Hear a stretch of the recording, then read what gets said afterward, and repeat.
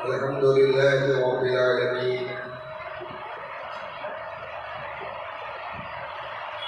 والعاقبة للمتقين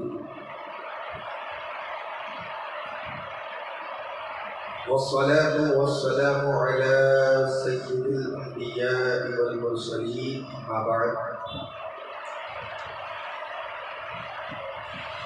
فأعوذ بالله من الشيطان الرجيم بسم الله الرحمن الرحيم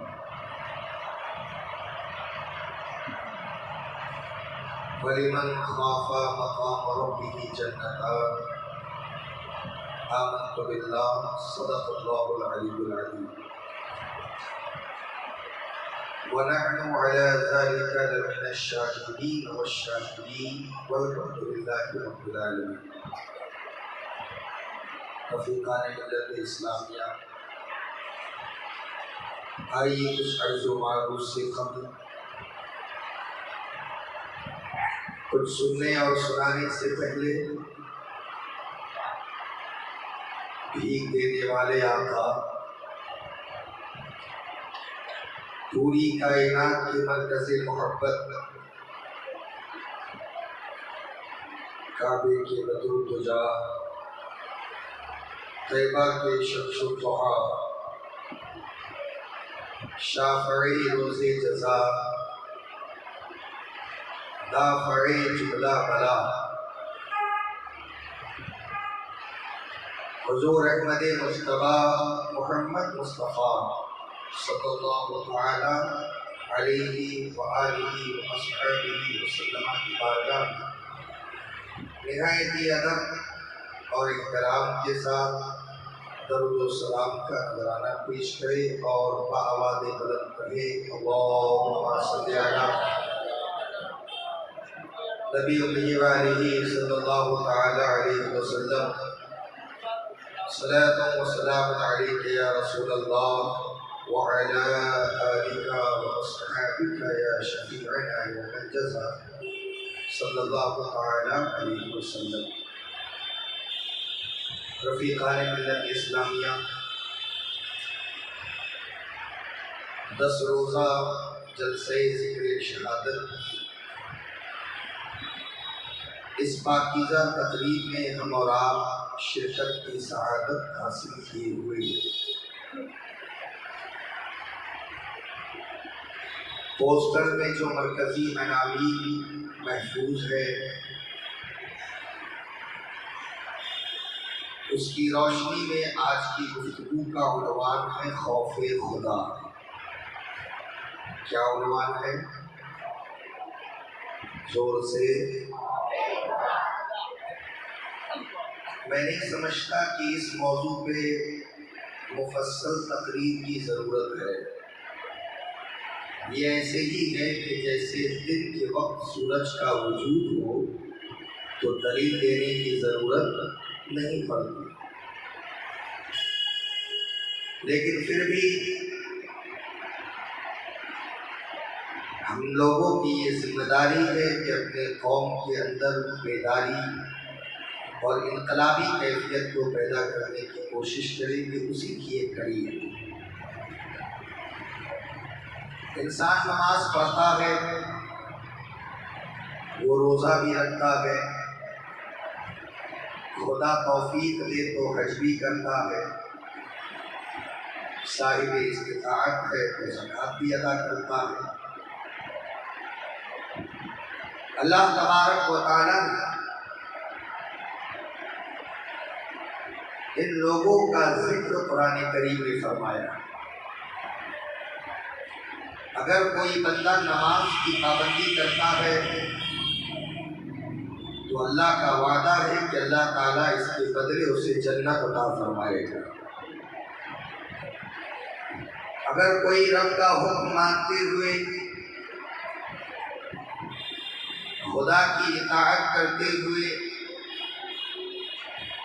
پورے مہینے ماہ رمضان کا روزہ رکھتا ہے تو اللہ کے پیارے رسول ارشاد فرماتے ہیں غفر لہ ما تقدم من ذنبہ، اس سے پہلے جو کچھ اس نے گناہ کیا ہے رب تبارک و تعالیٰ تمام گناہوں کو معاف فرما دے گا، اسے جنت میں جانے کا موقع ملے گا۔ اگر بندہ خدا کی توفیق سے حج کرنے کے لیے جاتا ہے تو رب ذوالجلال اگر نیت اچھی ہے تو پروردگار عالم اس کے بدلے اپنے بندے کو جنت عطا فرماتا ہے۔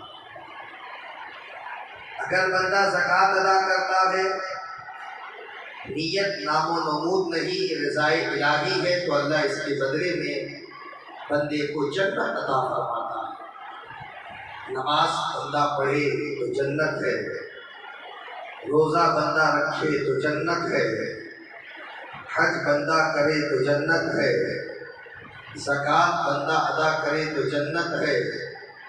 لیکن رب قرآن کریم میں خوف خدا کی اہمیت کو بتاتے ہوئے یہ اعلان کرتا ہے وَلِمَنْ خَافَ مَقَامَ رَبِّهِ جَنَّتَانِ۔ سورہ رحمان کی یہ آیت مقدسہ ہے، پارہ 27، رکوع نمبر 12، آیت نمبر 46۔ قرآن کریم میں سورہ رحمان کے اندر پروردگار عالم نے ارشاد فرمایا وَلِمَنْ خَافَ مَقَامَ رَبِّهِ جَنَّتَانِ، جو اپنے دل میں خدا کا خوف پیدا کر لیتا ہے اللہ اسے دو جنتیں عطا فرماتا ہے، دو جنتیں اسے دی جاتی ہے، دو جنتیں پروردگار عالم اسے عطا فرماتا ہے۔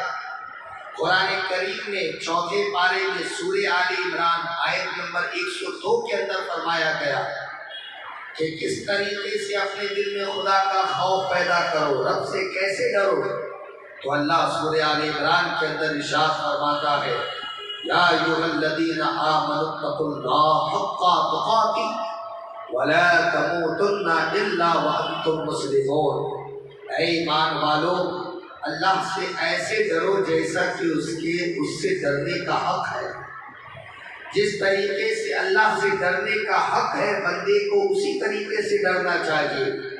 آپ ذرا اپنی زندگی کا جائزہ لیں، ہم اگر کسی بڑے پولیس آفیسر کے سامنے کھڑے ہو جائے تو ہماری حالت خراب ہو جاتی ہے، زبان پہ لرزہ طاری ہوتا ہے، پاؤں میں کپکپی طاری ہو جاتی ہے، جسم پہ لجاجت طاری ہو جاتی ہے، اس لیے کہ ہم سے جو بڑا ہے، جو بڑے پوسٹ پر ہے، بڑے عہدے پر ہے، جو ہمیں سزا دینے کا اختیار رکھتا ہے، اس کے سامنے اگر کوئی بندہ مجرم بندہ کھڑا ہو جائے تو اس کے پیر پہ لرزہ طاری ہو جاتا ہے، کپکپی طاری ہو جاتی ہے، لجاجت طاری ہو جاتی ہے، جملہ اس کی زبان کا ساتھ نہیں دیتے ہیں، چہرے پہ ہوائیاں اڑنا شروع ہو جاتی ہے، ماتھے پہ شکن ہوتا ہے، جسم پر پسینہ ہوتا ہے، جسم پر لرزہ طاری ہوتا ہے۔ عزیزان ملت اسلامیہ، یہ دنیا کا معمولی سا منصب پہ بیٹھ کر کے روب دکھانے والا انسان، اس کے سامنے ہمیں اتنا خوف ہوتا ہے کہ اس کے سامنے پیر پہ کپکپی طاری ہو جاتی ہے۔ آپ ذرا سوچئے خدا کی بارگاہ میں جب ہم کھڑے ہوتے ہیں ہمارے جسم پر کتنا لرزہ ہونا چاہیے، ہمارے جسم پر کتنی کپکپی ہونی چاہیے، خدا کا خوف ہمارے دل میں کس طریقے سے ہونا چاہیے۔ اگر بندہ اس چیز کو محسوس کر لے، اور جن بندوں نے اس چیز کو محسوس کر لیا، اللہ کے پیارے رسول ارشاد فرماتے ہیں کہ جب بندہ خدا کے خوف سے اس کا جسم جب کانپتا ہے، جسم پر جب لرزہ طاری ہوتا ہے، جب اس کا بندہ خدا کے خوف سے کانپنے لگتا ہے تو مصطفیٰ ارشاد فرماتے ہیں اس کے جسم سے گناہ ایسے جھڑنے لگتے ہیں جیسے درختوں کو ہلانے سے موسم خزاں میں پتے جھڑتے ہیں۔ اسی طریقے سے خدا کے خوف سے جو بندہ رونے لگتا ہے اور خدا کے خوف سے جو بندہ لرزہ طاری جس کے جسم پر ہو جاتا ہے، رب قدیر اس کے جسم سے گناہوں کو ایسے صاف فرما دیتا ہے۔ عزیزان ملت اسلامیہ، اتنا ہی نہیں، اللہ کے پیارے رسول صلی اللہ علیہ وسلم یہاں تک ارشاد فرماتے ہیں کہ اگر کوئی آنکھ ایسی ہے کہ جو آنکھ خوف خدا سے روتی ہے، خدا کے خوف سے اس آنکھ سے ندامت کے آنسو گرے، اب انسان اپنے بدعمالیوں کی وجہ سے جب جہنم کے اندر ڈالا جائے گا تو اللہ تبارک و تعالیٰ فرشتے کو حکم دے گا کہ یہ گنہگار بندہ ہے، اسے لے جا کر گھسیٹتے ہوئے جہنم میں ڈال دو۔ جب فرشتے اسے جہنم میں ڈالنے لگیں گے تو اس کے آنکھ کے پلک کا وہ بال جو خوف خدا سے بہنے والے آنسوؤں سے تر ہو گیا تھا، وہ رب کی بارگاہ میں کرے گا، مالک تیرے محبوب کا وعدہ ہے کہ جو آنکھ خوف خدا سے روتی ہے اسے جہنم میں نہیں ڈالا جائے گا۔ جو آنکھ خوف خدا سے روتی ہے اسے جہنم میں نہیں ڈالا جائے گا۔ ایک آنکھ جو خوف خدا سے رونے کی وجہ سے جس کا پلک تر ہو گیا ہے، خدا کی بارگاہ میں جب اس نے عریضہ پیش کیا، رب قدیر نے اس انسان کو اس نیک آنکھ کے بدلے میں پورے گناہوں کو معاف کر کے جنت میں جانے کی بشارت دی۔ عزیزان ملت اسلامیہ، اب آئیے میں آپ کے سامنے مع حوالہ ترمذی شریف جو حدیث کی بڑی معتبر، مستند اور بڑی شاندار کتاب ہے، اس کتاب سے مع حوالہ دو چند حدیثیں آپ کے سامنے پیش کروں اور پھر اس کے بعد قرآن کریم کی آیات مقدسہ سے ہم اپنے قلوب و اذہان کو روشن اور منور و مجلہ کرنے کی کوشش کریں۔ اللہ کے پیارے رسول صلی اللہ علیہ وسلم کہ یہ پیاری حدیث ترمذی شریف دوسری جلد صفحہ نمبر 55 کے اندر موجود ہے۔ اس حدیث کے راوی حضرت ابو ہریرہ رضی اللہ تعالیٰ عنہ ہے۔ یہ حضرت ابو ہریرہ کون ہے؟ ذرا راوی کا ذکر بھی سنتے ہوئے چلیے۔ یہ حضرت ابو ہریرہ وہی ہے کہ رسول پاک کی حدیث جب سنتے تھے تو حدیث کو وہ ذہن میں محفوظ نہیں رکھ پاتے، حدیث ان کے ذہن سے نکل جایا کرتی تھی، بات میں وہ بھولنے کے عادی ہو گئے تھے، ہر بات بھول جایا کرتے تھے۔ ایک مرتبہ رسول کریم صلی اللہ علیہ وسلم کی پاکیزہ بارگاہ ہے، کونین کے تاجدار جلوہ افروز ہے، حضرت ابو ہریرہ آتے ہیں، آنے کے بعد عرض کرتے ہیں یا رسول اللہ علیہ السلام، میرا قوت حافظہ بڑا کمزور ہے، یا رسول اللہ میں کوئی بھی حدیث سنتا ہوں تو حدیث میرے ذہن سے نکل جاتی ہے، یا رسول اللہ آپ کرم فرما دیجئے، کوئی ایسا معاملہ ہو جائے کہ میں جو بھی آپ سے حدیث سنوں وہ حدیث میرے ذہن میں محفوظ ہو جائے۔ میرے آقا نے یہ نہیں فرمایا کہ اے ابو ہریرہ میں کوئی ڈاکٹر نہیں ہوں کہ کوئی دوائی دے دوں گا، میں کوئی حکیم نہیں ہوں کہ کوئی معجون دے دوں گا، میں کوئی طبیب نہیں ہوں کہ کوئی جڑی بوٹی دے کر نسخہ بتا دوں گا اور تمہارا قوت حافظہ بڑھ جائے گا۔ میرے آقا یہ نہیں فرما رہے ہیں، کیونکہ رسول کریم صلی اللہ علیہ وسلم وہ ہے کہ دنیا کے تمام مسائل کہیں حل نہیں ہوتے، وہ مسئلہ مصطفیٰ کی بارگاہ میں آنے سے حل ہو جاتا ہے۔ جو مصیبتیں کہیں حل نہیں ہوتی ہیں وہ نبی کی بارگاہ میں آنے سے حل ہو جاتی ہے۔ یہی وجہ ہے کہ امام احمد رضا نے اپنے ماننے والے کو یہ فکر دیا ہے، بخدا خدا کا یہی ہے در، نہیں اور کوئی مفر مقر، جو وہاں سے ہو یہی آ کے ہو، جو یہاں نہیں وہ وہاں نہیں۔ عزیزان ملت اسلامی، حضرت ابو ہریرہ ہے، عرض کرتے ہیں یا رسول اللہ علیہ السلام کچھ بھی حدیث سنتا ہوں بھول جاتا ہوں، میرے آقا کرم فرما دیجئے۔ رسول کریم صلی اللہ علیہ وسلم نے فرمایا ابو ہریرہ ذرا اپنے چادر کو پھیلا لو، ایک روایت کے مطابق اپنے دامن کو پھیلا لو۔ حضرت ابو ہریرہ نے دامن کو پھیلا لیا، دامن کو جب پھیلا لیا گیا اب اس کے بعد رسول کریم صلی اللہ علیہ وسلم نے خالی ہاتھ کا ایک لب بنایا ہے، اور لب بنانے کے بعد حضرت ابو ہریرہ کے دامن میں خالی ہاتھ سے نہ جانے کیا ڈال دیا۔ دنیا والے دیکھ رہے تھے تو ایسا لگ رہا تھا کہ ہاتھ خالی ہے، لیکن انہیں یہ معلوم نہیں مالک کونین ہے، یہ پاس کچھ رکھتے نہیں، دو جہاں کی نعمتیں ہیں ان کے خالی ہاتھ میں۔ رسول کریم نے اپنے خالی ہاتھ سے لب بنا کر کے حضرت ابو ہریرہ کی چادر میں ڈال دیا، اور میرے آقا فرماتے ہیں اے ابو ہریرہ اس چادر کو اپنے سینے سے لگا لو۔ حضرت ابو ہریرہ نے اس چادر کو اپنے سینے سے لگا لیا، جیسے ہی چادر کو سینے سے لگانا تھا حال کیا ہوا، کچھ دنوں کے بعد حضرت ابو ہریرہ بارگاہ رسالت میں آتے ہیں، عرض کرتے ہیں یا رسول اللہ جب سے آپ نے مجھے علم و حکمت کا یہ خزانہ عطا فرمایا ہے اس وقت سے میرے قوت حافظہ کا حال یہ ہو گیا ہے، یا رسول اللہ آپ جو کچھ بھی ارشاد فرماتے ہیں وہ سب مجھے یاد رہتا ہے، موقع فرمان یاد رہتا ہے، سبب نزول یاد رہتا ہے، جس مقصد سے میرے آقا نے جس کے لیے حدیث بیان فرمائی ہے وہ سب کچھ یاد رہتا ہے، ہر چیز مجھے یاد رہتی ہے۔ حال یہ ہوا کہ زمانے والوں نے دیکھ لیا، لکھنے والوں نے لکھ دیا کہ تمام محدث صحابی نے سب سے زیادہ رسول پاک کی حدیث کو روایت کیا ہے وہ کوئی اور نہیں ہے، صحابی رسول حضرت ابو ہریرہ کی ذات ہے۔ یہی وجہ ہے کہ بریلی کے امام بول پڑے ہیں، کون دیتا ہے دینے کو منہ چاہیے، دینے والا ہے سچا ہمارا۔ عزیزان ملت اسلام، اس حدیث کے راوی حضرت ابو ہریرہ رضی اللہ تعالیٰ عنہ ہے، ارشاد فرماتے ہیں عن ابی ہریرہ قال قال رسول اللہ صلی اللہ تعالیٰ علیہ وسلم لا یلج النار رجل بکى من خشیۃ اللہ حتی یعود اللبن فی الضرع۔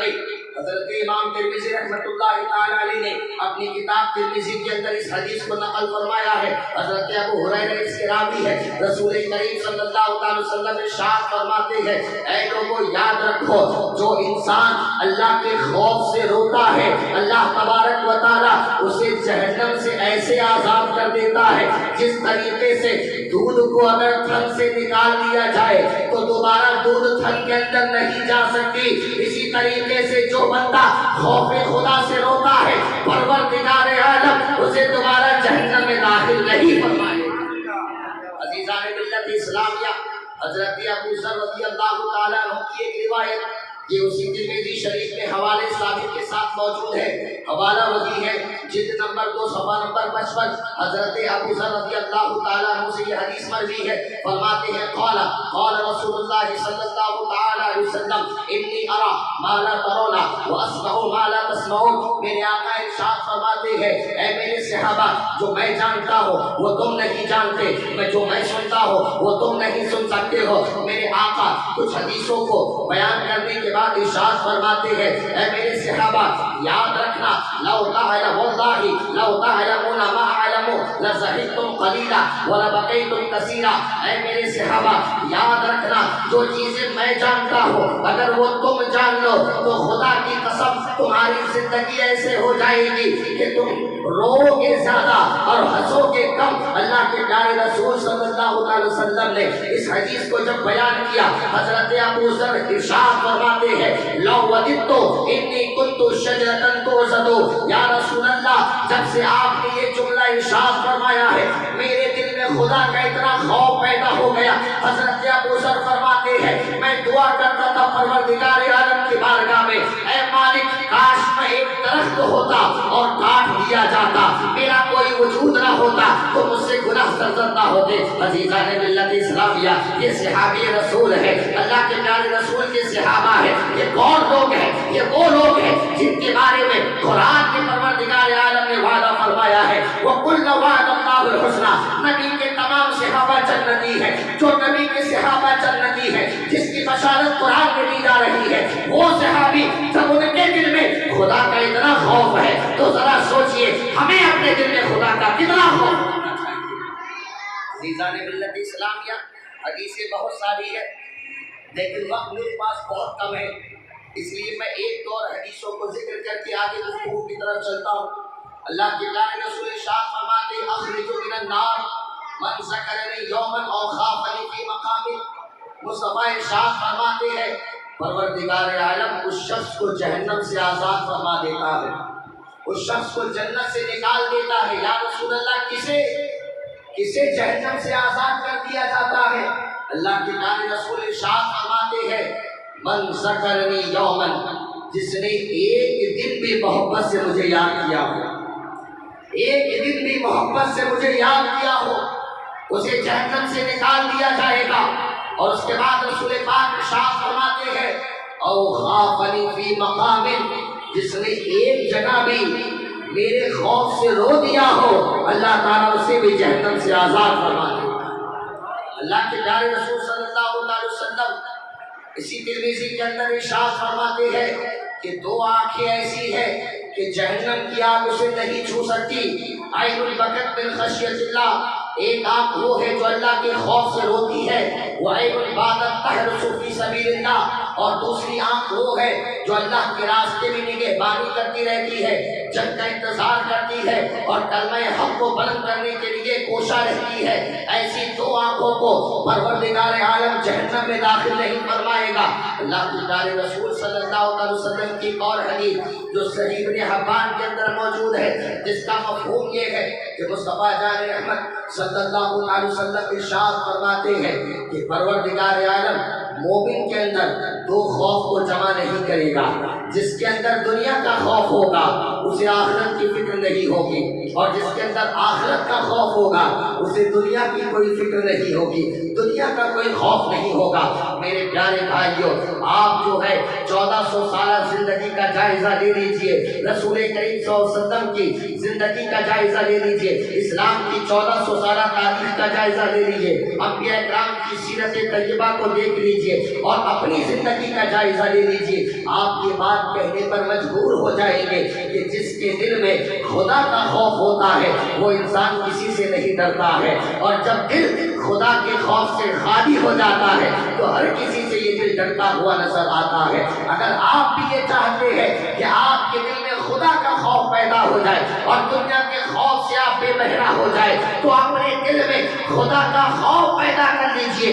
انشاءاللہ الرحمن جس کے دل میں خدا کا خوف ہوگا وہ دنیا میں بھی کامیاب رہے گا اور میدان محشر میں بھی کامیاب رہے گا۔ یہ بات ایسی ہے کہ جس کو بتانے کی ضرورت نہیں، جس کے دل میں بلا شبہ خدا کا خوف ہو جائے وہ انسان کبھی بھی کسی سے نہیں ڈرتا۔ آئیے میں آپ کے سامنے قرآن کریم کی کچھ آیات مقدسہ پیش کروں اور اس کی تلاوت کر کے اپنی زبان کو معطر کروں، آپ لوگوں کے ذہن و افکار کو پاکیزہ کروں، اور جان لیجئے کہ یہ رب کا کلام ہے۔ سبحان اللہ، رب کا کلام ہے قول محمد قول خدا، فرمان نہ بدلا جائے گا، بدلے کا زمانہ لاکھ مگر قرآن نہ بدلا جائے گا۔ یہ رب کا کلام ہے، اور رب کا کلام وہ ہے کہ جس کو پڑھنے میں ثواب ہے تو سننے میں بھی ثواب ہے۔ سننا تو دور کی بات، محبت سے دیکھنے میں ثواب ہے، آنکھوں سے چومنے سے ثواب ہے۔ اور اللہ کے پیارے رسول صلی اللہ علیہ وسلم ارشاد فرماتے ہیں جس نے قرآن کے ایک حرف کو پڑھا اس کے نام اعمال میں 10 نیکیاں لکھی جاتی ہیں۔ جس نے قرآن کے ایک حرف کو پڑھا اس کے نام اعمال میں 10 نیکیاں لکھی جاتی ہے۔ میرے آقا ارشاد فرماتے ہیں وَلَمْ أَقُلْ أَلِفْ لَامْ مِيم حَرْفٌ بل الف حرف واللام حرف والمیم حرف۔ میں یہ نہیں کہتا کہ الف لام میم ایک حرف ہے، نہیں، الف ایک الگ حرف ہے، لام ایک الگ حرف ہے، میم ایک الگ حرف ہے۔ بندہ اگر صرف الف لام میم کی تلاوت کرے گا اس کے نام اعمال میں مالک 30 نیکیوں کا اضافہ فرما دے گا۔ تو آپ اس محفل پاک میں بیٹھے ہیں، قرآن کریم سنیے تاکہ آپ کی نیکیوں میں اضافہ ہوتا رہے۔ حضرت ابراہیم علیہ السلام، آپ نے نام تو سنا ہے، اللہ کی خلیل ہے، بڑے عظیم پیغمبر ہے، اللہ تبارک و تعالیٰ کی بارگاہ میں بڑا اونچا مقام رکھتے ہیں، جنہیں رب نے اپنا خلیل کہا، جو رب کا دوست ہے، رب کا خلیل ہے۔ اللہ کے پیارے رسول صلی اللہ علیہ وسلم جن سے بڑی محبت فرمایا کرتے تھے، ان کا نام حضرت ابراہیم علیہ السلام ہے، رب کے خلیل ہے۔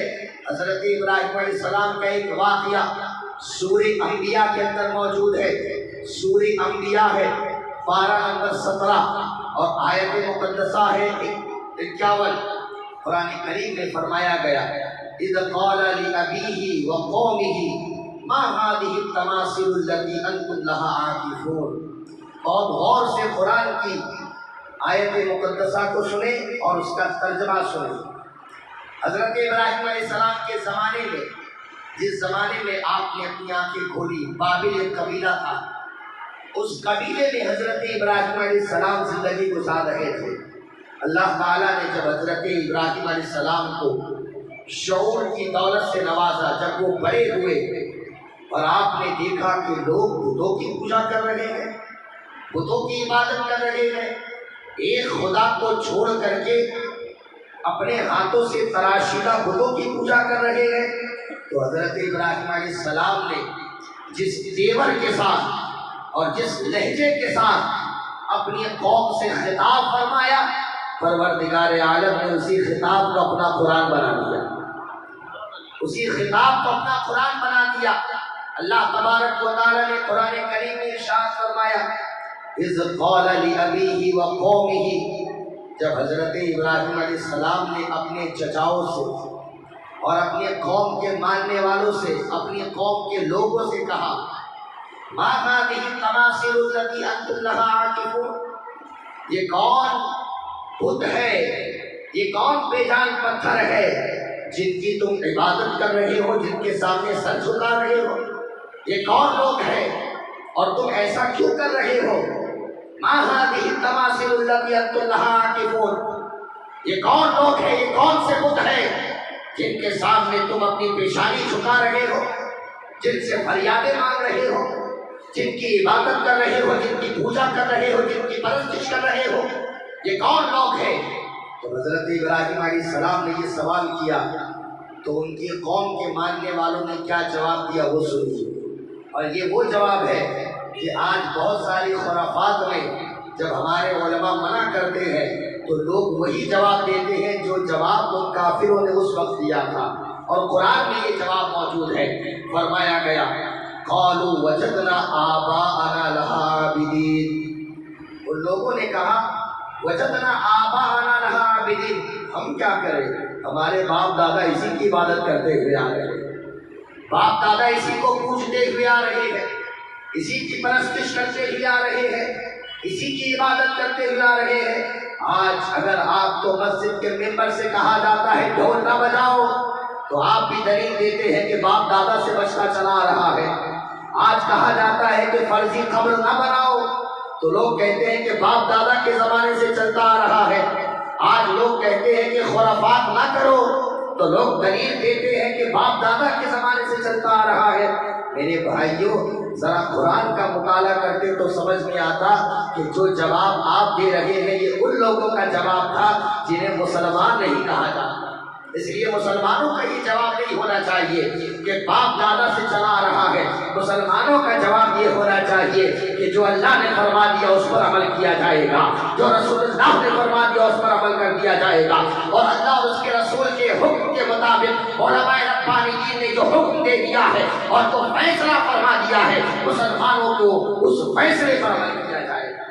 عزیزان ملت اسلامیہ، وہی انداز سے کہا وجدنا آباءنا لها عابدین، ہم لوگوں نے اپنے باپ دادا کو ان کی عبادت کرتے ہوئے دیکھا۔ تو جانتے ہیں حضرت ابراہیم علیہ السلام نے کیا جملہ کہا؟ وہی جملہ جو علماء حق کہتے ہیں۔ حضرت ابراہیم نے فرمایا قال قد کنتم انتم وآباؤکم فی ضلال مبین، اچھا تمہارے باپ دادا بتوں کی پوجا کرتے ہوئے آ رہے، تم بھی کرو گے؟ سنو، لقد کنتم انتم وآباؤکم فی ضلال مبین، تم بھی کھلی ہوئی گمراہی میں ہو، تمہارے باپ دادا بھی کھلی ہوئی گمراہی میں ہیں، وہ بھی گمراہیت میں تھے اور تم بھی کھلی ہوئی گمراہی میں ہو۔ جب یہ جملہ کافروں نے سنا تو یہ بات ان کے دلوں میں لگ گئی اور ان لوگوں نے کہا قالوا اجئتنا بالحق ام انت من اللاعبین، ان لوگوں نے حضرت ابراہیم علیہ السلام سے کہا اجئتنا بالحق، کیا آپ اپنی بات پہ کوئی دلیل، کوئی صداقت، کوئی حق بات سامنے رکھتے ہیں؟ ام انت من اللاعبین، یا ایسے ہی ہم سے آپ دل لگی کر رہے ہیں؟ آپ کے پاس کوئی دلیل ہے کہ یوں ہی آپ دل لگی کر رہے ہیں؟ حضرت ابراہیم علیہ السلام بول پڑے، رب کا پیغمبر بول پڑا ارے نادانو، کس کی پوجا کر رہے ہو، کس کی عبادت کر رہے ہو، کسے اپنا رب مان رہے ہو؟ سنو، قال بل ربکم رب السماوات والارض الذی فطرہن، رب تو وہ ہے جس نے زمین بھی پیدا کیا ہے اور آسمان کو بھی پیدا کیا ہے۔ رب وہ ہے الذی فطرہن، جس نے پوری کائنات کو پیدا کیا، اسے بھی جس نے پیدا کیا ہے اس رب کی عبادت کرو، تمہیں جس رب نے پیدا کیا ہے اس رب کی عبادت کرو، اس رب کی پوجا کرو جس نے زمین کو پیدا کیا، آسمان کو پیدا کیا ہے، پوری کائنات کو پیدا کیا ہے۔ تم کس کی عبادت کر رہے ہو، کس کی پوجا کر رہے ہو؟ اس رب کی عبادت کرو کہ جس نے زمین و آسمان کو پیدا کیا ہے۔ اب اس کے بعد قرآن کریم کا اسلوب دیکھیے، فرمایا گیا وَأَنَا عَلَىٰ ذَلِكُمْ مِنَ الشَّاهِدِينَ، اور میں اس معاملے میں اللہ کی بارگاہ کی جانب سے اس حق و صداقت کی گواہی دینے والا ہوں۔ میں خدا کا پیغمبر ہوں اور اس حق و صداقت کی گواہی دینے والا ہوں۔ اس کے بعد بڑے جلال بھرے لہجے میں حضرت ابراہیم علیہ السلام نے اپنے تیور کو بل دیتے ہوئے ارشاد فرمایا وَتَاللَّهِ لَأَكِيدَنَّ أَصْنَامَكُمْ بَعْدَ أَن تُوَلُّوا مُدْبِرِينَ۔ حضرت ابراہیم علیہ السلام فرماتے ہیں وَتَاللَّهِ، تاللہ کا مطلب ہوتا ہے خدا کی قسم۔ کیا مطلب ہوتا ہے؟ خدا کی قسم۔ حضرت ابراہیم فرما رہے ہیں وَتَاللَّهِ لَأَكِيدَنَّ أَصْنَامَكُمْ، خدا کی قسم میں تمہارے معبودوں کو دیکھ لوں گا۔ وَتَاللَّهِ لَأَكِيدَنَّ أَصْنَامَكُمْ، خدا کی قسم میں تمہارے معبودوں کی خیریت لے لوں گا، تمہارے بتوں کی خیریت لے لوں گا۔ بعد ان تولوا مدبرین، بعد اس کے کہ جب تم لوگ میلہ دیکھنے جاؤ گے۔ ہوتا یہ تھا اس زمانے میں کہ باضابطہ اس زمانے میں لوگ سال میں ایک مرتبہ میلہ دیکھنے کے لیے جاتے تھے، اور جہاں میلہ دیکھنے کے لیے وہ لوگ جاتے تھے تو جانے سے پہلے اپنے بتوں کے پاس پہنچتے، اور بتوں کے پاس پہنچنے کے بعد قسم قسم کی مٹھائیاں بتوں کے سامنے رکھتے تھے، اور رکھنے کے بعد پھر میلہ دیکھنے جاتے، اور جب میلہ دیکھ کر کے واپس آتے آبادی میں شہر میں آنے کے بعد وہ سب سے پہلے بت خانہ جاتے، وہاں جا کر کے عبادت کرتے، پھر اپنے گھروں کو جاتے۔ یہ کافروں کا سبق تھا۔ میرے مصطفیٰ جب سفر میں جاتے تو سب سے پہلے مسجد میں آ کر خدا کی بارگاہ میں سجدہ کرتے، اس کے بعد سفر فرماتے، اور جب سفر سے لوٹ کر کے آتے تو سب سے پہلے مسجد میں آ کر کے خدا کی بارگاہ میں سجدہ کرتے، اور امت کو یہ سبق دے دیا کہ تم بھی اگر سفر میں جاؤ تو گھر سے نہ نکلنا، اللہ کے گھر میں آؤ، خدا کی بارگاہ میں سجدہ کرو، اس کے بعد جب تم سفر میں جاؤ گے اللہ تمہاری سفر کی مشکلوں کو آسان فرما دے۔ عزیزان ملت اسلامیہ، یہ ان کا طریقہ تھا، اس لیے جب یہ لوگ اسی طریقے پر عمل کر کے میلہ دیکھنے کے لیے جانے لگے تو ان لوگوں نے حضرت ابراہیم سے کہا اے ابراہیم چلو تم بھی ہمارے ساتھ میلہ دیکھنے۔ حضرت ابراہیم نے فرمایا یہ میلہ تم ہی دیکھو، میلہ دیکھنا مسلمانوں کا کام نہیں ہے۔ حضرت بڑے مفتی صاحب قبلہ میرے استاد محترم سے کسی نے سوال کیا حضرت محرم کا میلہ دیکھنا کیسا؟ تو حضرت نے فرمایا کہ اس میلے کو ذرا سا الٹا کر کے میلہ پڑھا کرو، کیونکہ جو میلہ ہوتا ہے بڑا میلہ ہوتا ہے، یہ میلہ نہیں ہے، یہ میلہ ہے جو لوگوں کی حیا کو میلہ کر دیتا ہے، لوگوں کے ضمیر کو میلہ کر دیتا ہے۔ اللہ تبارک و تعالیٰ نے مسلمان گھر کی بیٹیوں کو میلہ دیکھنے کے لیے پیدا نہیں کیا ہے، پروردگار عالم نے مسلم گھر کی بچیوں کو اس لیے پیدا کیا ہے تاکہ کہ اپنے کوکھ سے امام اعظم کو پیدا کرے، غوث اعظم کو پیدا کرے، مجدد اعظم کو پیدا کرے، امام عالی مقام کو پیدا کرے۔ جب ماں میلہ چھوڑ کر کے شریعت کے مطابق زندگی گزارے گی تب بیٹا امام عالی مقام بن کر کے دنیا میں چمکے گا، تب بیٹا امام اعظم بن کر کے دنیا میں چمکے گا، تب بیٹا غوث اعظم بن کر کے دنیا میں چمکے گا، تب بیٹا مجدد اعظم بن کے دنیا میں چمکے گا۔ عزیزان ملت اسلامیہ، جب یہ لوگ میلہ دیکھنے چلے گئے اور پوچھا حضرت ابراہیم سے تم جاؤ گے؟ حضرت ابراہیم علیہ السلام نے فرمایا انی سقیم، میں بیمار ہونے والا ہوں، میں نہیں جاؤں گا، تم لوگ چلے جاؤ۔ جب یہ لوگ میلہ دیکھنے گئے تو حضرت ابراہیم علیہ السلام نے فرمایا تھا نا وَاللَّهِ لَأَكِيدَنَّ أَصْنَامَكُمْ، میں تمہارے معبودوں کی خیریت لے لوں گا۔ اب ذرا جلال دیکھیے حضرت ابراہیم کا۔ حضرت ابراہیم علیہ السلام نے ایک کلہاڑا لیا، ایک کلہاڑی آپ نے لی، اور کلہاڑی لے کر کے پہنچے ان چھوٹے خداؤں کے بت خانے میں، اور پہنچنے کے بعد ہوا کیا؟ سورہ صافات 23واں پارہ، سورہ صافات کے اندر اللہ تبارک و تعالیٰ نے اس واقعے کو، بت شکنی کے اس حالات کو بیان کیا۔ فرمایا گیا فراغ الی آلہتہم، حضرت ابراہیم علیہ السلام ان بتوں کے پاس بت خانے کے اندر تشریف لائے، فقالا، تو حضرت ابراہیم علیہ السلام نے بتوں سے کیا کہا؟ پہلا جملہ جلال ابراہیمی دیکھیے، حضرت ابراہیم علیہ السلام نے پہلا جملہ ارشاد فرمایا، سامنے مٹھائیاں رکھی ہوئی تھی، قسم قسم کی مٹھائیاں تھی۔ حضرت ابراہیم نے فرمایا الا تاکلون، اے بتو مٹھائیاں کھاتے کیوں نہیں؟ مٹھائیاں کھاتے کیوں نہیں؟ الا تاکلون، یہ مٹھائیاں جو رکھی گئی ہے تمہارے لیے رکھی گئی، یہاں تمہارے علاوہ کھانے والا کوئی نہیں ہے، الا تاکلون، یہ مٹھائیاں کھاتے کیوں نہیں؟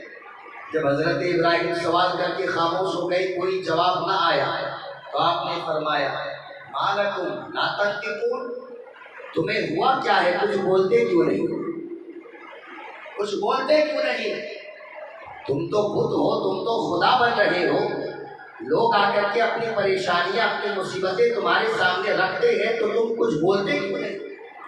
ما لکم لا تنطقون، تمہیں ہوا کیا ہے، کچھ بولتے کیوں نہیں؟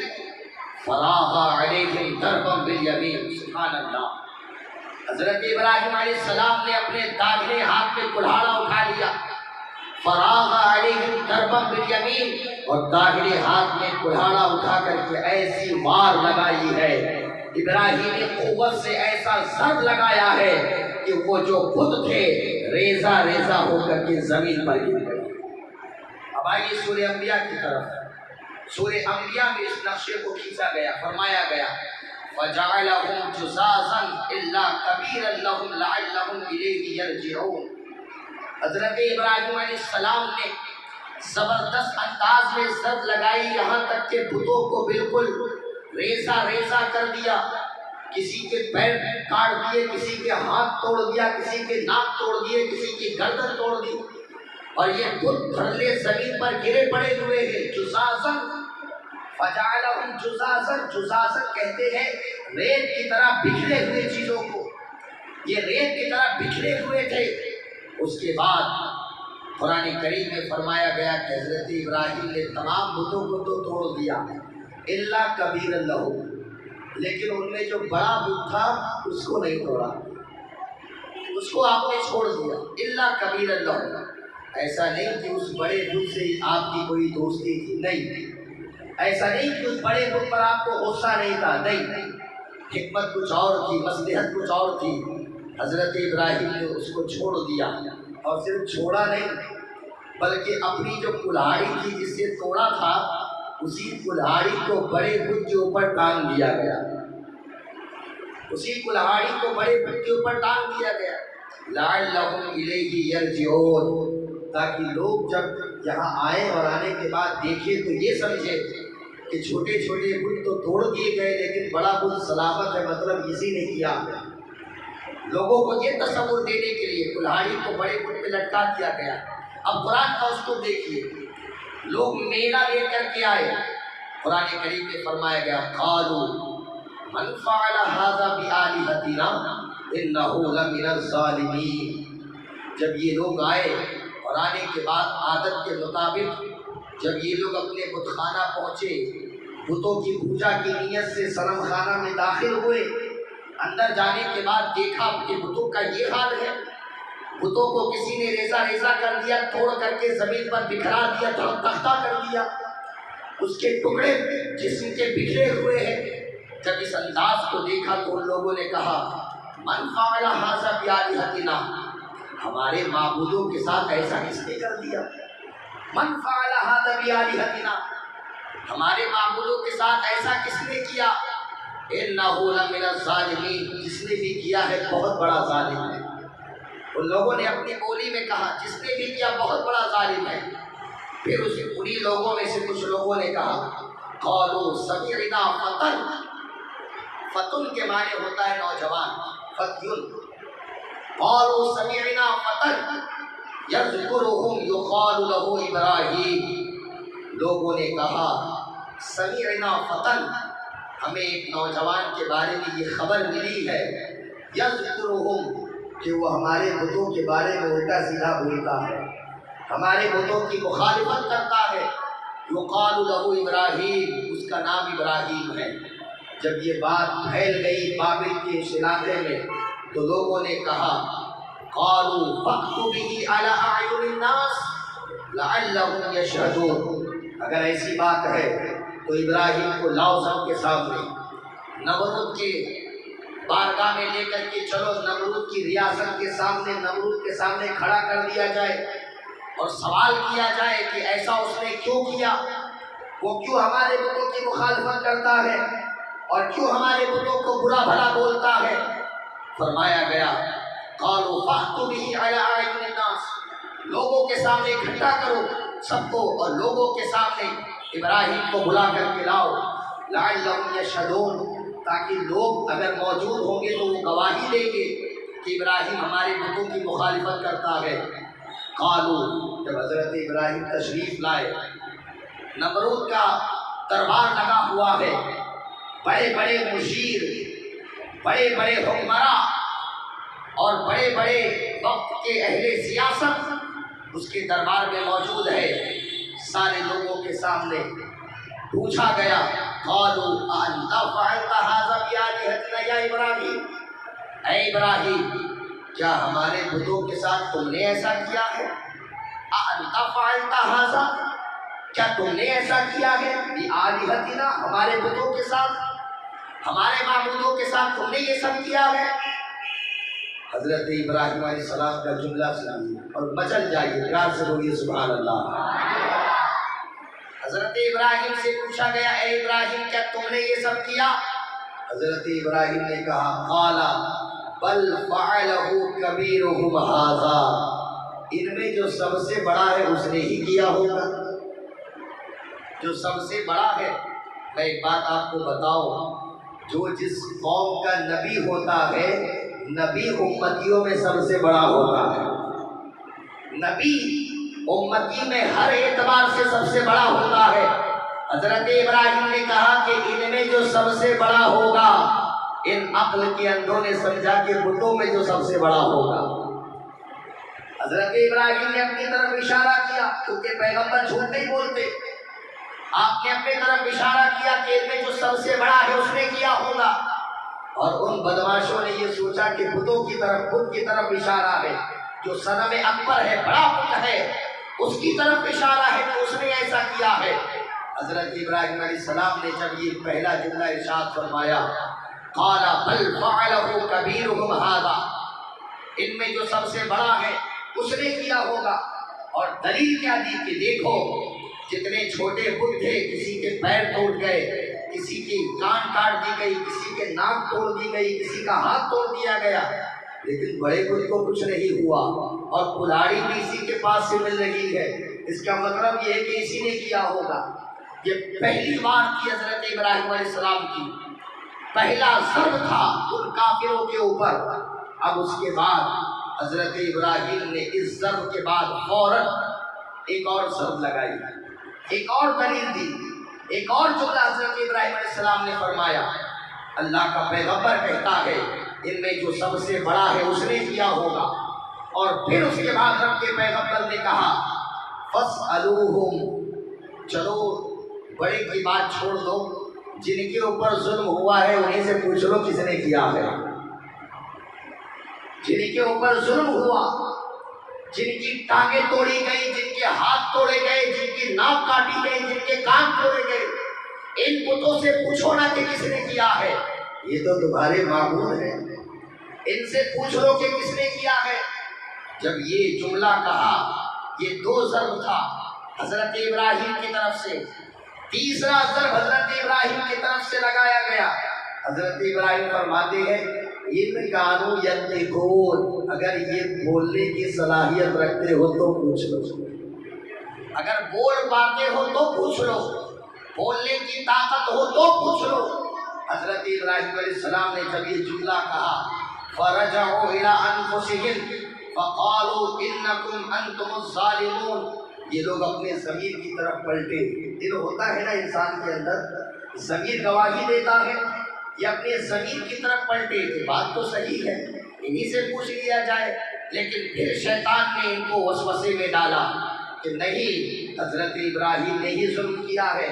ثم نكسوا على رؤوسهم، پھر یہ اپنے سروں کو الجھانے لگے، پریشان ہونے لگے، اور پریشانی کی کیفیت میں، اضطرابی کیفیت میں حضرت ابراہیم سے لجاجت بھرے لہجے میں، ہونٹوں پہ کپی ہے، جسم پر لرزہ ہے، لجاجت بھرے انداز میں کہتے ہیں لقد علمت ما هؤلاء ينطقون، لقد علمت، اے ابراہیم تو خوب جانتا ہے ما ہاؤلائی ینطقون، یہ بیچارے بول نہیں سکتے۔ اے ابراہیم تو خوب جانتا ہے کہ یہ بیچارے بول نہیں سکتے، ان کے اندر بولنے کی صلاحیت اور طاقت نہیں ہے۔ جیسے ہی یہ جملہ حضرت ابراہیم نے سنا ہے، قرآن کریم میں جو الفاظ موجود ہے، اللہ کا پیغمبر جلال میں آ گیا، رب کا پیغمبر نمرود کے سامنے کھڑا ہے، وہ نمرود جس کے ظلم کی شہرت پورے بابل قبیلے کے اندر پائی جاتی ہے، وہ نمرود جو بڑا ظالم بادشاہ ہے، اللہ کا پیغمبر اس ظالم بادشاہ کے سامنے بے خوف و خطر بول رہا ہے، اس لیے کہ جس کے دل میں خدا کا خوف ہوتا ہے اس کے دل میں کسی کا خوف نہیں ہوتا ہے، چاہے نمرود ہو، چاہے شداد ہو، چاہے ابو جہل ہو، چاہے ابو لہب ہو، چاہے عتبہ ہو، چاہے شیبہ ہو، جس کے دل میں خدا کا خوف ہوتا ہے اللہ تعالیٰ اس انسان کو ہر خوف سے بے خوف بنا دیتا ہے۔ اللہ کا پیغمبر جیسے ہی یہ جملہ سنا، حضرت ابراہیم کھڑے ہو گئے، اور کھڑے ہونے کے بعد جلال بھرے انداز میں غصے کے عالم میں فرماتے ہیں، قَالَ أَفَتَعْبُدُونَ مِن دُونِ اللَّهِ مَا لَا يَنفَعُكُمْ شَيْئًا وَلَا يَضُرُّكُمْ، تو ایسے معبودوں کو پوچھتے ہی کیوں ہو خدا کے علاوہ جو نہ کسی چیز کا نفع دے سکتے ہیں نہ نقصان دے سکتے ہیں، جو اپنے بارے میں نہیں بتا سکتے، وہ تمہاری فریاد کیا سنیں گے؟ جن کے اوپر ظلم کیا جائے اپنے ظلم کا دفاع نہیں کر سکتے، وہ تمہاری مدد کیا کریں گے؟ جو اپنی مدد نہیں کر سکتے وہ تمہاری مدد کیا کریں گے؟ حضرت ابراہیم علیہ السلام نے جلال بھرے انداز میں یہ پہلا جملہ ارشاد فرمایا، اور اس کے بعد جو دوسرا جملہ قرآن کریم میں جس کو بیان کیا گیا، جو کاٹ اور جو ضرب حضرت ابراہیم علیہ السلام نے لگائی ہے، حضرت ابراہیم فرماتے ہیں، اُفٍّ لَكُمْ وَلِمَا تَعْبُدُونَ مِن دُونِ اللَّهِ أَفَلَا تَعْقِلُونَ، ہائے تمہارے اوپر بھی افسوس ہے، اور خدا کے علاوہ تم نے جن جھوٹے معبودوں کو اپنا خدا بنایا ہے ان پر بھی افسوس ہے۔ افلا تعقلون، کیا تمہارے پاس دماغ نہیں ہے؟ کیا تمہارے اندر سوچنے سمجھنے کی صلاحیت نہیں ہے؟ کیا تمہارے اندر طاقت نہیں ہے؟ کیا تمہارے اندر قوت ادراک نہیں ہے؟ کیا تمہارے اندر فہم نہیں ہے؟ کیا تمہارے اندر سوجھ بوجھ نہیں ہے؟ کیا تمہارے اندر سوچنے سمجھنے کی صلاحیت نہیں ہے؟ کیا تمہارے اندر عقل نہیں ہے؟ کیا تمہارے اندر ذہانت نہیں ہے؟ کیا تمہاری عقل کو کیڑا کھا گیا ہے؟ تمہیں ہو کیا گیا ہے جب تم ایسے معبود کو جانتے ہو کہ جو اپنا دفاع نہیں کر سکتا، اپنے بارے میں کچھ نہیں کہہ سکتا، تو وہ تمہاری کیا مدد کرے گا؟ تمہارے اوپر مصیبت آ جائے تو وہ کیا دفاع کرے گا؟ حضرت ابراہیم علیہ السلام نے جب یہ ضرب لگائی ہے، پورے کافروں کے دلوں میں یہ ضرب لوہے کے ہتھوڑے کی طرح لگا ہے، لیکن وہاں چاروں ناچار خاموش ہے، کوئی کچھ نہیں کہہ سکتا۔ آخر میں حال کیا ہوا کہ جب انسان کسی کے جملے کا جواب نہیں دے سکتا ہے تو طاقت کا استعمال کرتا ہے کہ نہیں کرتا ہے؟ جب انسان کسی کے جملے کا اور کسی کی دلیل کا جواب نہیں دے سکتا تو وہ طاقت کا استعمال کرتا ہے۔ نمرود موجود تھا، فوراً اس نے کہا، قالوا حرقوہ، ہم لوگ اپنے بتوں کی ایسے مدد تو نہیں کر سکتے ہیں، ایک کام کرو، حرقوہ، ابراہیم کو آگ میں ڈال کر کے جلا دیا جائے، حرقوہ، انہیں جلا دو، اور جلا کر کے فائدہ کیا ہوگا؟ وانصروا آلہتکم، انہیں جلا کر کے اپنے معبودوں کی مدد کرو۔ یہ بندے ہیں جو خدا کی مدد کر رہے ہیں۔ الحمدللہ ہم ایسے خدا کو مانتے ہیں کہ ہمارا خدا ہر لمحہ اپنے بندے کی مدد فرماتا ہے۔ وانصروا آلہتکم، جلا کر کے اپنے معبودوں کی مدد کرو۔ ان کنتم فاعلین، اگر کچھ کر سکتے ہو تو یہی کر سکتے ہو، اگر کچھ کر سکتے ہو تو یہی ہے۔ ان کی دلیل کا جواب دینے کی صلاحیت تمہارے اندر نہیں ہے، ان کے جملے کی کاٹ کی صلاحیت تمہارے اندر نہیں ہے، ان کی ضرب اور للکار کی صلاحیت تمہارے اندر نہیں ہے۔ اگر تم کچھ کر سکتے ہو تو صرف اتنا کرو کہ ابراہیم کو جلا دیا جائے۔ نار نمرود تیار کیا گیا، اور آپ کو میں بتاؤں تفسیر کی کتابوں کا مطالعہ کیجیے۔ نار نمرود جب تیار کیا گیا تو فرمایا گیا کہ اس میں مہینوں لکڑیاں ڈالی گئی، اور جب آگ لگائی گئی تو آگ کی شعاعیں اتنی بلند ہوئی کہ اس حصے میں اگر کوئی پرندہ آسمان کی طرف سے آتا، کوئی پرندہ اڑ کر کے آتا تو جل کر کے کباب بن جاتا۔ نارے نمرود روشن کر دیا گیا، کوئی پرندہ بھی اس کے اوپر سے جانے کی جرأت اور ہمت نہیں کر سکتا۔ ایسے موقع پر حضرت ابراہیم علیہ السلام کو آگ میں کیسے ڈالا جائے؟ لوگوں نے ایک ذریعہ بنایا، ایک غلیل کی شکل میں ایک آلہ بنایا جس میں حضرت ابراہیم کو بٹھایا گیا، اور بٹھانے کے بعد کھینچ کر کے حضرت ابراہیم کو آگ میں ڈالا گیا۔ جب حضرت ابراہیم کو آگ میں ڈالنے کے لیے اس آلے کو گھمائے جانے لگا تو رب کا جبرائیل دوڑ کر کے حضرت ابراہیم کی بارگاہ میں، اے ابراہیم، میں خدا کا نہایت ہی مقبول اور محبوب فرشتہ ہوں، میں خدا کا وہ فرشتہ ہوں جسے رب کی بارگاہ میں قرب خاص حاصل ہے۔ اے ابراہیم، اگر تمہاری کوئی خواہش ہے مجھے بتاؤ، میں رب کی بارگاہ میں پیش کروں گا۔ حضرت ابراہیم نے کہا، اے جبرائیل، میرا رب دیکھ رہا ہے، میرا رب جان رہا ہے، میرا رب دیکھ رہا ہے۔ حضرت ابراہیم نے جب یہ جملہ کہا تو حضرت جبرائیل نے کہا، اے ابراہیم، آپ ہی کچھ کہنا چاہتے ہیں تو رب سے کہہ دیجیے، آپ ہی کچھ کہنا چاہتے ہیں تو رب سے کہہ دیجیے۔ حضرت ابراہیم نے کہا، اے جبرائیل، نمرود تو ظالم بادشاہ ہے، اگر نمرود چاہتا تو تلوار کی ایک کاٹ سے بھی میرا کام تمام کر سکتا تھا، لیکن اس کے دل میں یہ بات کس نے ڈال دی کہ آگ میں ابراہیم کو ڈالا جائے؟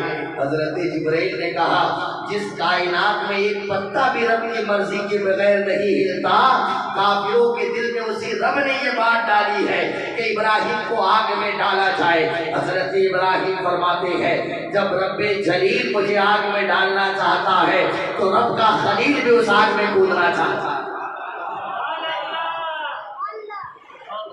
رب جلیل کو اگر یہ منظور ہے کہ ابراہیم کو آگ میں ڈالا جائے تو جو رب جلیل کو منظور ہے وہی اس کے خلیل کو منظور ہے۔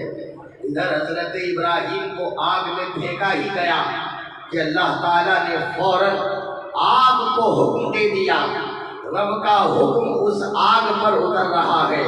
اللہ جانے اس آگ نے اپنے اوپر کتنا فخر کیا ہوگا کہ میں دنیا کی پہلی ایسی آگ ہوں جس کے اوپر اللہ کا حکم نازل ہو رہا ہے، جس کے لیے رب کا حکم نازل ہوا۔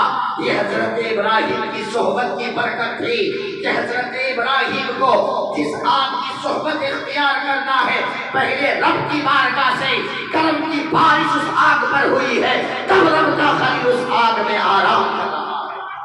رب کا حکم ہوا آگ کے لیے تو رب نے کہا، قُلْنَا یا نار کونی بردا وسلاما علی ابراہیم۔ قلنا، ہم نے کہا، یعنی رب فرما رہا ہے، ہم نے کہا، یا نار، اے آگ، کونی ہو جا، بردن، ٹھنڈی ہو جا، اے آگ ٹھنڈی ہو جا۔ اے پروردگار عالم، بہت زیادہ ٹھنڈی اگر ہو جائے گی تو ابراہیم کو زکام ہو جائے گا، سردی لگ جائے گی، تو رب نے کہا، اے آگ، زیادہ ٹھنڈی نہ ہونا، بردم و سلامن، ایسی ٹھنڈک ہو جو سلامتی والی ہو۔ یا نار کونی بردم و سلامن علی ابراہیم، اے آگ سلامتی والی ٹھنڈی ہو جا میرے ابراہیم پر۔ حضرت ابراہیم نار میں گرے ہیں، نار نمرود میں حضرت ابراہیم ہے، حضرت ابراہیم آگ کے اندر ہے۔ 40 دن تک نمرود کے لوگ یہ سوچ کر کے خوش ہوتے رہے کہ 40 دن کے اندر حضرت ابراہیم کے جسم کا اتا پتہ نہیں ہوگا، ہڈیاں تک جل چکی ہوں گی، لیکن 40 دن کے بعد جب حضرت ابراہیم نے دیکھا آگ سرد ہو گئی ہے، علاوہ بجھ چکا ہے، حضرت ابراہیم 40 دن کے بعد جب باہر آ رہے ہیں، ان کی سلامتی کو دیکھ کر کے دنیا یہ پکار اٹھی، بے خطر کود پڑا، آتش نمرود میں عشق، عقل ہے بہوے تماشائے لبے باغ۔ یہ اقبال نے کہہ دیا کہ یہ ابراہیم کا عشق تھا، جس کے دل میں خدا کا خوف ہوتا ہے وہ نمرود کی آگ سے نہیں جلتا ہے۔ ارے حضرت امام حسن بصری رضی اللہ تعالیٰ عنہ کے دل میں رب نے اپنا خوف پیدا کر دیا، تو وہ امام حسن بصری جو بچپنے کے عالم میں ایک خاتون کے حسن کا شکار ہوئے تھے، اللہ نے خوف خدا کی برکت سے انہیں وقت کا ولی کامل بنا دیا۔ یہ کون ہے حضرت امام बसरी रज़ी अल्लाह ताला अन्हु, हज़रत अली रज़ी अल्लाह ताला अन्हु को जो जुब्बा दिया गया था इमाम हज़रत अली रज़ी अल्लाह ताला अन्हु को, रसूल पाक मेराज से तशरीफ़ लाए, जो जुब्बा से वेतन था वो जुब्बा हज़रत अली को दिया गया और हज़रत अली रज़ी अल्लाह ताला अन्हु ने आखिर वक्त में ये जुब्बा हज़रत इमाम हसन बसरी को अता फरमाया। बसरा का ये नौजवान जिसकी पैदाइश मदीना में हुई, अभी इब्तिदाई जवानी का हाल है कि जब ये नौजवान आया है और आने के बाद मदीना शरीफ में ज़िंदगी गुजार रहा है। मदीना के बाज़ार में, बसरा के बाज़ार में आया और उसने एक खातून को देखा तो उसकी आंखें बड़ी अच्छी थी। इमाम हसन बसरी गौर से देखने लगे तो खातून ने कहा, हसन बसरी क्या देख रहे हो? इमाम हसन बसरी ने कहा, तेरी आंखें मुझे बड़ी अच्छी लग रही है। इमाम हसन बसरी से उस खातून ने कहा, थोड़ी देर रुक, तेरे सवाल का जवाब मिल जाएगा। थोड़ी देर जब हो गई तो तश्त में एक खातून तोहफा लेकर के इमाम हसन बसरी के लिए आई। इमाम हसन बसरी ने कहा, ये क्या है? लोगों ने बताया, खादिमा ने बताया कि जिस औरत को आपने देखा था उसने आपके लिए तोहफा पेश किया है। इमाम हसन बसरी ने जैसे ही लाल रंग के कपड़े को तश्त से हटाया, क्या देखते हैं कि दो खूबसूरत आंखें जो अभी अभी अपने चेहरे से काट करके निकाली गई है वो तश्त के ऊपर रखी हुई है। एक खत भी मौजूद है। इमाम हसन बसरी ने खत को पढ़ना शुरू किया। जब पढ़ना शुरू किया तो क्या लिखा था? ऐ हसन बसरी, अल्लाह ताला ने मुझे दो खूबसूरत आंखें अता फरमाई थी, लेकिन मैं नहीं चाहती कि मेरी आँख की खूबसूरती की वजह से कोई मुसलमान नौजवान गुनाह में गिरफ्तार हो जाए। तुझे मेरी आंखें पसंद थी, मैं ये दोनों आंखें तुझे तोहफे में पेश कर रही हूँ। मैं पूछना चाहता हूँ कि अल्लाह की उस नेक बंदी ने क्यों ऐसा काम किया? उसकी वाहिद वजह ये थी कि उसके दिल में खुदा का खौफ था। ये खुदा का खौफ था जिसने इमाम हसन बसरी को वली कामिल बना दिया। हजरत इमाम हसन बसरी है कि आपने वादा कर दिया कि किसी खातून से मैं शादी नहीं करूँगा, किसी खातून की तरफ निगाह भर के देखूंगा नहीं, यहाँ तक कि मर्द को भी निगाह भर करके नहीं देखूंगा। अल्लाह को रो रो करके राजी करने में जिंदगी भर रोते रहे, मसरूफ रहे।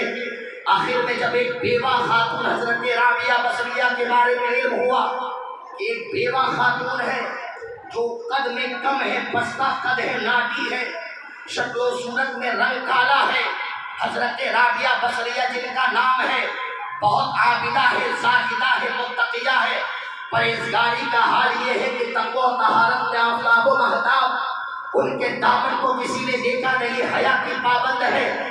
जब हजरत इमाम हसन बसरी को मालूम हुआ तो वो इमाम हसन बसरी के जिनके पास बाज़ाब्ता बड़े बड़े मुल्क के रोसा वज़रा अपनी बेटी का पैगाम निकाह लेकर के आते थे और इमाम हसन बसरी इनकार कर देते थे, वो हसन बसरी जाते हैं राबिया बसरिया के पास और जाने के बाद कहते हैं, ऐ राबिया बसरिया, मेरे पास लोग बड़े बड़े घर से रिश्ता लेकर के आ रहे हैं, बड़े बड़े उलमा, बड़े बड़े वज़रा, बड़े बड़े सलातीन उम्मत अब मेरे पास अपनी शहजादियों के निकाह का पैगाम लेकर के आ रहे हैं, लेकिन मेरा दिल अगर निकाह के लिए राजी हो रहा है तो तेरे लिए राजी हो रहा है। अगरचे तू बेवा है, अगरचे तेरा कद नाटा है, अगरचे तेरा रंग स्याह है, लेकिन उसके बावजूद भी मेरा दिल तेरे तकवा और तहारत की वजह से तेरी तरफ माइल हो रहा है। हजरत राबिया बसरिया ने कहा, ऐ हसन बसरी, अगर तू मुझसे निकाह करना चाहता है मेरे 4 सवाल का जवाब दे दे। अगर 4 सवाल का जवाब दे देगा मैं निकाह के लिए राजी हो जाऊंगी। इमाम हसन बसरी सोचते हैं, औरत है, आखिर कौन सा मसला पूछेगी, कौन सा सवाल पूछेगी और ऐसा कौन सा सवाल होगा जिसका जवाब मैं ना दे सकूं। अल्लाह ने मुझे आलिम बनाया, अल्लाह ने मुझे मुफ्ती बनाया, अल्लाह ने मुझे मुत्तकी बनाया, अल्लाह ने मुझे इमाम बनाया, मेरे सीने में इल्म का खजाना है। वो औरत आखिर कौन सा सवाल करेगी जिसका जवाब मैं ना दे सकूं। इमाम हसन बसरी फरमाते हैं, सवाल कर, तेरे सवाल का जवाब देने के लिए हसन बसरी राजी है। हजरत राबिया बसरिया ने कहा, ऐ हसन बसरी, मेरा पहला जवाब दे और मेरे पहले सवाल का जवाब दे। मैं पहला सवाल पेश करती हूँ, जरा ये तो बता, मैं जन्नत में जाऊंगी कि जहन्नम में जाऊंगी, मैं जन्नती हूँ कि मैं जहन्नमी हूँ। हसन बसरी खामोश हो गए, उनका لب جو ہے وہ کھل نہیں رہا ہے، لب واہ نہیں ہو رہے ہیں، لب کھل نہیں رہے ہیں، آپ خاموشی کے ساتھ کھڑے ہیں۔ رابعہ بصریہ نے دوسرا سوال کیا، اے حسن بصری ذرا یہ تو بتا، نام اعمال جو مجھے دیا جائے گا داہنے ہاتھ میں دیا جائے گا یا بائیں ہاتھ میں دیا جائے گا، سیدھے ہاتھ میں دیا جائے گا یا الٹے ہاتھ میں دیا جائے گا؟ جس کا نام اعمال اچھا ہوتا ہے اس کا نام اعمال سیدھے ہاتھ میں دیا جاتا ہے، جس کا نام اعمال برا ہوتا ہے، جس میں گناہ زیادہ ہوتے ہیں، اس کا نام اعمال برے ہاتھ میں دیا جاتا ہے۔ رابعہ بصریہ نے سوال کیا ہے، اے حسن بصری بتا، میرا نام اعمال مجھے سیدھے ہاتھ میں دیا جائے گا یا الٹے ہاتھ میں دیا جائے گا؟ یہ میرا دوسرا سوال ہے۔ تیسرا سوال رابعہ بصریہ کہتی ہے کہ میزان عمل میں نیکی کا پلہ میرا بھاری ہوگا یا برائی کا پلہ میرا بھاری ہوگا؟ حسن بصری خاموش ہے۔ تینوں سوال ہو گئے، حسن بصری خاموش ہے۔ چوتھا سوال رابعہ بصریہ کہتی ہے، اے حسن بصری ذرا یہ تو بتا، پل صراط سے ہر کسی کو گزرنا ہے، کوئی ایسی نہیں ہے، کوئی ایسی خاتون نہیں ہے جو پل صراط سے گزر نہیں سکتی ہے، گزرے گی نہیں، ہر کسی کو گزرنا ہے۔ یہ اور بات ہے کہ نبی کی بیٹی جب فاطمہ گزرے گی تو اس کی شان الگ ہوگی۔ فاطمہ جب پل صراط سے گزرے گی تو ایک ندا کرنے والا ندا دے گا، اے اہل محشر، مصطفیٰ کی بیٹی پل صراط سے گزرنے والی ہے، وہ حیا کی پابند ہے۔ تمام اہل محشر اپنی نگاہوں کو جھکا لے، تمام لوگ نگاہوں کو جھکا لے گی، فاطمہ پل صراط سے گزرے گی، 70,000 حوروں کی جھرمٹ میں نبی کی بیٹی فاطمہ پل صراط سے گزر گی۔ اے حسن بصری سب کو پل صراط سے گزرنا ہے، ذرا یہ تو بتا، میں پل صراط سے گزروں گی تو کٹ کر کے جہنم میں گر جاؤں گی کہ پار نہ کر کے جنت چلی جاؤں گی؟ یہ چار سوال جب حضرت رابعہ بصریہ وقت کی عابدہ زاہدہ متقیہ طیبہ طاہرہ نے کیا تو حضرت امام حسن بصری خاموش، آنکھوں میں آنسو ہے، لبوں کی ہنسی غائب ہو گئی، چہرہ مرجھا گیا، ندامت کے آنسو آنکھوں پر ہے۔ رابعہ بصریہ نے کہا، حسن بصری بتاؤ نا، میرے سوال کا جواب دو نا۔ اے امام حسن بصری، آپ تو وہ ہیں کہ بڑے بڑے مسائل آپ کے پاس آ کر کے حل ہوتے ہیں، آپ بڑے عالم ہیں، آپ بڑے متقی ہیں، آپ بڑے عابد ہیں، آپ عابد شمس دار ہیں، نیک بھی ہے، پرہیزگار بھی ہے، اچھے بھی ہے، سچے بھی ہے، سارے مسائل کو آپ حل کرتے ہیں، میرے مسئلے کو بھی حل کر دو۔ اے حسن بصری بتاؤ نا، میں جنت میں جاؤں گی کہ جہنم میں جاؤں گی؟ اے حسن بصری بتاؤ نا، نام اعمال سیدھے ہاتھ میں دیا جائے گا کہ الٹے ہاتھ میں؟ اے حسن بصری بتاؤ نا، میزان عمل پر میرا پلہ بھاری ہوگا یا ہلکا ہوگا؟ اے حسن بصری بتاؤ نا، کہ پل صراط سے کٹ کر کے گر جاؤں گی یا پار لگ جاؤں گی؟ بار بار اصرار کرنے پر حضرت رابعہ خاموش ہوئی ہے۔ امام حسن بصری آنکھوں سے آنسو پوچھتے ہوئے عرض کرتے ہیں، اے رابعہ اتنی دیر سے تو سوال کر رہی ہے، امام حسن بصری کون ہے؟ پہلے اس کو سمجھ لو، مولا علی کا جبہ پہننے والی ذات حضرت امام حسن بصری ہے۔ وہ جواب دیتے ہیں، اے رابعہ بصریہ تو اپنے بارے میں پوچھ رہی ہے، میں اپنے بارے میں نہیں جانتا ہوں کہ میں جنت میں جاؤں گا کہ جہنم میں جاؤں گا۔ اے رابعہ بصریہ تو اپنے بارے میں کہہ رہی ہے کہ نام اعمال سیدھے ہاتھ میں دیا جائے گا کہ الٹے ہاتھ میں دیا جائے گا؟ میں اپنے بارے میں نہیں بتا سکتا کہ نام اعمال سیدھے ہاتھ میں دیا جائے گا کہ الٹے ہاتھ میں دیا جائے گا۔ اے رابعہ بصریہ تو اپنے بارے میں پوچھ رہی ہے کہ میزان عمل پر نیکی کا پلہ بھاری ہوگا کہ برائی کا پلہ بھاری ہوگا؟ اے رابعہ بصریہ میں اپنے بارے میں نہیں بتا سکتا کہ نیکی کا پلہ بھاری ہوگا کہ برائی کا پلہ بھاری ہوگا۔ اے رابعہ بصریہ تو اپنے بارے میں پوچھ رہی ہے کہ میزان میں پل صراط میں چلتے ہوئے کٹ کر کے گر جائے گی یا جنت میں چلے جائے گی؟ میں اپنے بارے میں نہیں بتا سکتا۔ وقت کا حسن بصری، وقت کا امام جو بے مولا کائنات کا محافظ، وہ دعوے سے نہیں کہتا کہ میں جنت میں جاؤں گا یا جہنم میں جاؤں گا، ان کے دل میں خدا کا اتنا خوف ہے۔ اے مسلمانوں بتاؤ ہمارے دل میں خدا کا کتنا خوف ہونا چاہیے؟ اللہ اکبر۔ عزیزان ملت اسلامیہ، اس لیے اپنے اندر خدا کا خوف پیدا کرو۔ خدا کا خوف وہ ہے کہ ندامت سے بہنے والا آنسو ایک بار اگر آنکھ سے نکل کر کے گر گیا، اللہ تعالیٰ اس ادا کو پسند فرما دے گا۔ حضرت بہلول دانا بڑے عظیم بزرگ گزرے، حضرت بہلول دانا بڑے عظیم بزرگ گزرے ہیں، ہمیشہ قبرستان میں رہتے۔ پوچھا گیا بابا کیوں؟ जवाब दिया कि रसूल पाक सल्लल्लाहु अलैहि वसल्लम की हदीस है कि कब्र की जियारत करने से दिल में खुदा का खौफ आता है। हमेशा कब्रिस्तान में रहते। कुछ लोग नौजवान जो मजाक करने के आदी होते दौड़ करके आए, आने के बाद कहते बाबा कब्रिस्तान में क्यों रहते हो, आबादी में क्यों नहीं रहते? आबादी में रहना चाहिए था, कब्रिस्तान में क्या कर रहे हो? पूरी दुनिया आबादी में रहती है, आप कब्रिस्तान में हो। हजरत बहलूल दाना मुस्कुराए और मुस्कुराने के बाद आपने कहा बेटा एक बात बता, तेरी आबादी के लोग एक एक करके इधर आ रहे कि नहीं आ रहे? तेरी आबादी के लोग एक एक करके इधर आ रहे कि नहीं आ रहे? वो घबरा गया, कहा हुजूर आ रहे हैं। बहलूल दाना फरमाते जरा बता, क्या कभी सुना कि इस आबादी के लोग उठ करके तेरी आबादी की तरफ गए हो? कहा बाबा नहीं। बहलूल दाना फरमाते हैं बेटा मैं वहाँ बैठा हूँ ना जहाँ से उठ करके सबको यही आना है और यहाँ से फिर जाना नहीं है, तो मैं अपनी जगह पहले से आ चुका हूँ और यहाँ आकर के मुझे इतना सुकून महसूस हो रहा है जो तेरी आबादी में महसूस नहीं हो सकता। वहाँ रहूँ, हो सकता है निगाहें खता कर जाए, लेकिन खुदा का खौफ अगर पैदा करने के लिए कब्रिस्तान में भी रहना पड़े तो कब्रिस्तान में रह करके अल्लाह का वली अपने दिल में खुदा का खौफ पैदा करता है। जो खुदा का वली है, जो अल्लाह का दोस्त है, वो अपने दिल में खौफ खुदा पैदा करने के लिए कब्रिस्तान जा रहा है। जरा बताइए क्या हम भी किसी मकाम पर फाइज हैं? नहीं। जब उनके अंदर खुदा का इतना खौफ है तो हमारे अंदर खुदा का कितना खौफ होना चाहिए। अल्लाह की बारगाह में दुआ है रब्बे कदीर हमारे दिलों को खौफ खुदा से मामूल होने की तौफीक अता फरमाए। वक्त बहुत हो गया, अल्लाह की बारगाह में दुआ रब्बे कदीर इस महफिल पाक को अपनी बारगाह में शफीक कबूलियत अता फरमाए। वमा अलैना इल्लल बलाग। अस्सलामु अलैकुम व रहमतुल्लाहि तआला व बरकातुहू। खड़े होकर सलात व सलाम।